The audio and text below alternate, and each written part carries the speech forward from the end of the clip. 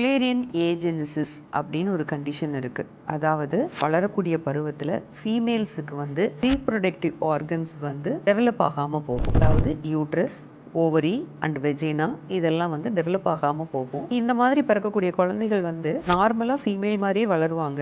ஒரு 15-16 வயசு ஆகும்போது தான் ஏஜ் அட்டன் பண்ணலை அப்படிங்கும்போது தான் போய் டாக்டர்கிட்ட எக்ஸாமின் பண்ணி ஸ்கேன் எல்லாம் எடுத்து பார்க்கும்போது அவங்களுக்கு வயிற்றுக்குள்ள யூட்ரஸ் இருக்காது, ஓவரி இருக்காது, இல்லை யூட்ரஸே இருந்தாலும் ரொம்ப டெவலப் ஆகாமல் இருக்கும். அந்த மாதிரி இருக்கிறத கண்டுபிடிப்பாங்க. இவங்களுக்கு வந்து அதர் செக்ஷுவல் கேரக்டர்ஸ் எல்லாம் நல்ல ஃபார்ம், அதாவது பிரெஸ்ட் ஃபார்ம் ஆகிறது, மற்ற எல்லா கேரக்டர்ஸுமே ஃபீமேல் மாதிரியே நல்லாவே ஃபார்ம் ஆகிருக்கும், எக்ஸப்ட் இந்த ரீப்ரொடக்டிவ் ஆர்கன். இந்த மாதிரி ஃபீமேல்ஸ் வந்து அவங்களுக்கு வந்து என்ன பண்ணுறதுனே புரியாது. எதனால் நம்மளுக்கு இப்படி இருக்குது, நம்ம என்ன பண்ணுறது, இதை ஃபர்தராக எப்படி ட்ரீட் பண்ணுறது அப்படின்னு பயங்கர குழப்பத்தில் இருப்பாங்க. இவங்களுக்கு வந்து நம்ம தாராளமாக அந்த வெஜினாவை கிரியேட் பண்ண முடியும். பட் பெஸ்ட்டு கிரியேட் பண்ணுற மெத்தட் என்னன்னு பார்த்தீங்கன்னா, நம்மளோட வயிற்றில் இருக்கக்கூடிய பெருங்குடலை எடுத்து, அது பேர் வந்து கோலோ வெஜினோபிளாஸ்டி, பெருங்குடலினுடைய ஒரு பகுதியை எடுத்து வெஜைனாவாக கிரியேட் பண்ணலாம்.